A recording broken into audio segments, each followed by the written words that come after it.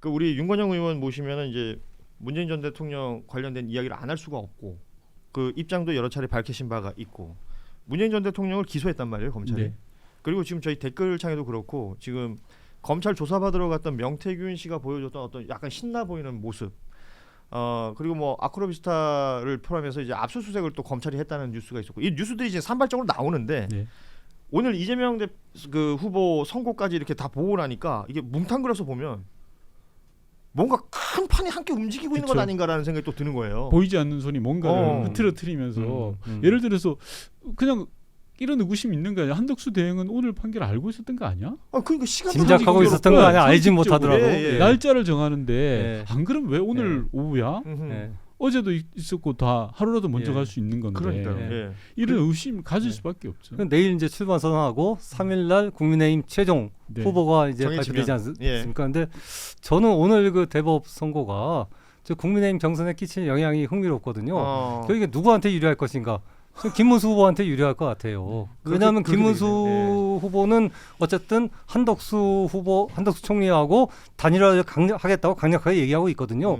그럼 지금 이런 분위기에서는 지금 국민의힘 지지자들은 어쨌든 이재명을 이길 후보가 누구냐? 지금 한덕수하고 같이 연합할 수 있는 후보가 돼야 되니까 김문수를 당연히 뽑을 가능성이 높고 그리고 김문수 한덕수가 다시 이제 단일화 여론조사를 하면은 한덕수가 될 가능성이 조금 더 높아지는 거죠. 지금으로서는 예, 그렇죠. 지금으로서는.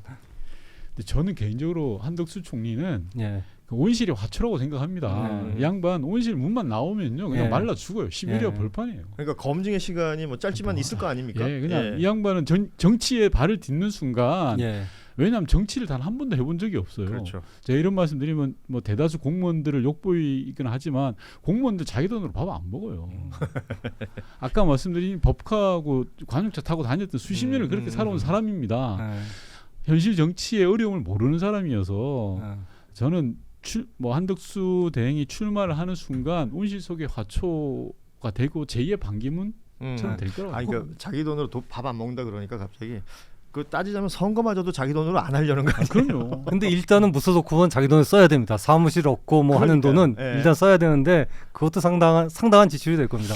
참 이게 근데 저기 혹시 민주당에서 한덕수 총리가 나온다는 얘기는 꽤 오래전부터 예. 이제 나돌았으니까요. 혹시 한덕수 총리의 어떤 비리라고 하긴 뭐하지만 어쨌든 이제까지 감춰져 왔던 어떤 비행이라든가 어떤 그런 것들을 좀 이렇게 수집해 놓은 거는 없습니까? 모르겠어요. 있을 것 같은데요. 한덕수라는 사람이 출마하는 것 자체를 저는 인정해서는 안 된다고 생각합니다. 아무리 한국 정치가 무너졌지만 예. 제가 모두에도 말씀드렸지만 예. 이런 정치 하면 안 되거든요. 예. 대통령이 탄핵당하고 파면당했는데 예. 그리고 그 정당에서 이렇게 한다? 야 이게 무슨 정치를 아유. 희화화시키는 거라고 생각을 하고요. 나오는 순간 예. 뭐 전 죽는다고 봅니다. 아니 근데 워낙에 그 상상 영역 밖의 일들이 그냥 현실로 펼쳐지는 걸 우리가 계속 여러 차례 목격하고 있잖아요. 사실 오늘 전원합의체 판단도 그중 하나가 아닐까 싶은데 6월 3일 이제 한 달 남짓 남았는데 그 사이에 무슨 일이 또 있을까 걱정스럽습니다. 혹시 좀 개인적으로 아니면 뭐 당 차원에서 우려하고 있는 상황들이 있습니까? 저쪽에서 뭘 할 수 있는? 그건 지금 여기서 이야기하면 안 되죠. 아니면 뭐 이게 있긴 있는 거예요? 아니 저는 네. 방금 우리 진행자께서 말씀하신 것처럼 정치, 특히 선거는 모든 상상력을 다 열어놔야 된다고 생각합니다. 저들이 할 수 있는 짓 곱하기 2를 해서라도 상상을 하고 있어야 되는 예. 거고 그만큼 또 준비도 해야 되는 그럼요. 것이고. 준비를 해야 되고 선거라는 건 자기가 잘해서 당선되는 경우도 있겠지만 실수를 줄이는 게 예. 중요하거든요. 그래서 어려운 상황은 여야 후보 모두가 다 맞닥뜨릴 수밖에 없습니다. 어떤 상황이든지 간에. 그럼 그 상황을 얼마나 잘 슬기롭게 극복하느냐인데 이건 실수를 줄이는 거기 때문에 그 부분은 당에서 충분히 저는 대비를 하고 있다라고 생각을 합니다. 그러면은 어쨌든 얼마 전까지만 하더라도 이재명 후보가 한 달 뒤 대선에서 승리할 거라는 관측이 굉장히 많았고 많은 사람들이 이렇게 믿었었는데 이번 한덕수 총리의 출마 그리고 대법원 선고 저는 이게 그 판을 흔들지는 못한다고 보거든요. 어쨌든 대세는 민심은 이미 민주당 쪽으로 전공교체로 가 있다고 보는데 그래도 이기더라도 좀 큰 표차로 이기는 게 앞선, 이후에 전국 운영에서 굉장히 중요할 텐데 오늘 일어난 두 개의 사건이 윤 의원님이 보시기에는 격차를 더 벌릴 것 같습니까? 아니면 더 이렇게 박빙의 접전으로 가지고 갈 것 같습니까? 저는 조금 전에 말씀드렸다시피 국민적 역풍이 일 거라고 생각합니다. 그래서 저들이 아무리 이 수를 쓰더라도 정치적 얕은 수를 쓰더라도 예. 그게 정말 나쁜 수를 쓰더라도 국민들은 이렇게 어리숙하지 않거든요. 격차가 더 벌어질 것이다. 더 벌어진다고 생각합니다. 그러니까 오늘 뭐 때마침 윤건영 의원이 오셨으니까 저는 좀 댓글창 보면서 여러 가지 좀 복잡한 생각이 드는데 그런 댓글이 싹 지나갔어요. 그 12월 3일 밤에 예. 군인들이 국회를 밀고 들어오는데 그걸 막았던 국민들 그리고 그 이 뭐 내란범들이 막 뻗탱기고 여러 가지 모습 보일 때 그 추운 날 키세스가 되어서 아스팔트 위에 앉아 있었고 남태령고개에서 이 트랙터가 넘어올 때 그걸 막는 공권력을 시민들이 가서 그걸 풀어 헤쳐냈었고 시민들이 애쓰고 애써서 이 자리까지 끌고 왔는데 오늘 대법 판단을 보고 있으니까 시민들이 힘이 빠질까 우려가 된다. 그러니까 뭐 상심하고 걱정하실 수 있잖아요. 이런 분들에게 좀 드릴 말씀이 있지 않겠습니까? 우선 뭐 한국 정치로 인해서 많은 국민들에게 폐를 끼치고 국민들의 힘과 의지로 여기까지 왔고 너무 감사하고 고맙죠. 그래서 근데 저는 국민들이 이렇게 힘 빠지지 않을 거라고 생각합니다. 예.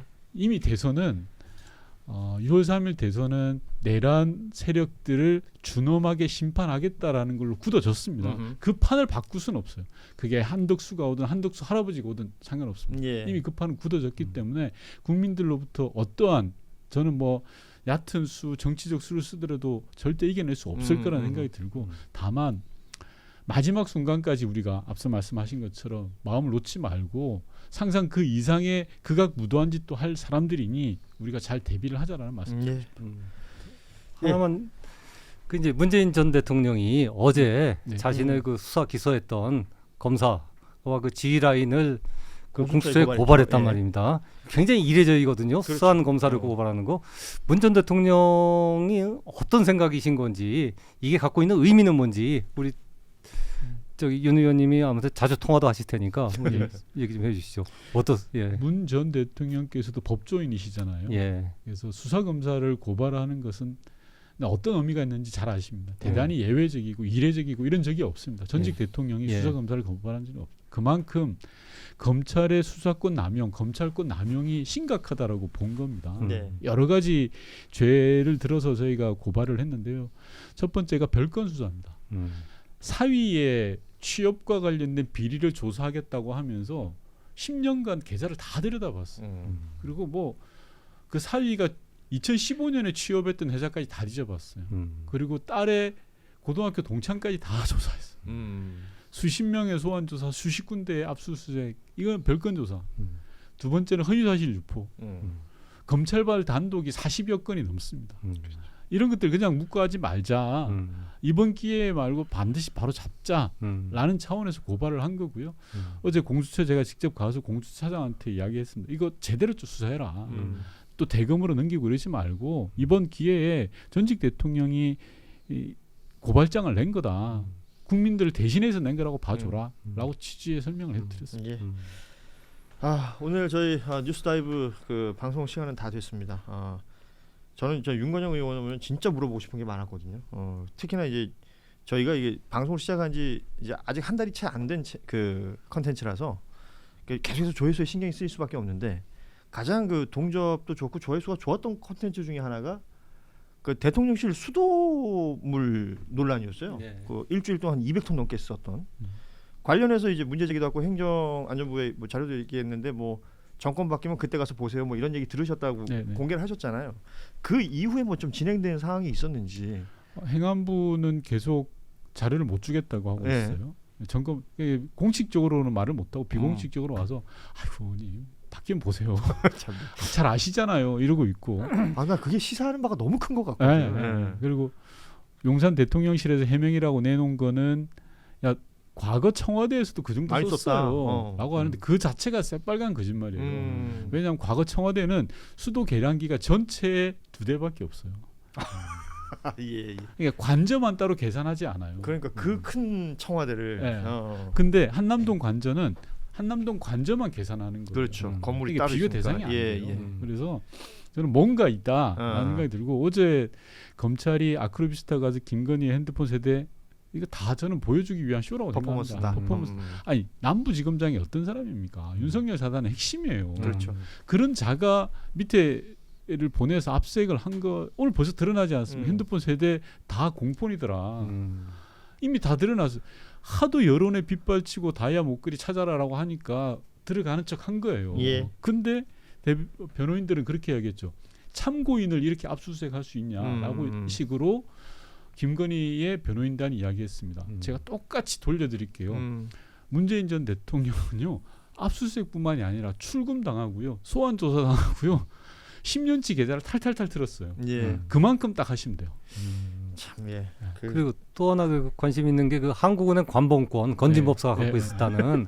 근데 이 관봉권이라는 게 개인한테는 안 주는 거 아닙니까? 절대, 저도 처음 기관이라든가 은행에다가만 그렇죠. 주는 건데 이걸 건진법사가 갖고 있는 배경과 이유 과정은 어떻다고 우리 윤 의원님은 보십니까? 두 가지 갈래로 보면 됩니다. 예. 첫 번째는 그 관봉권을 시중은행에서 주는 기관은 아무한테 못 줍니다. 예.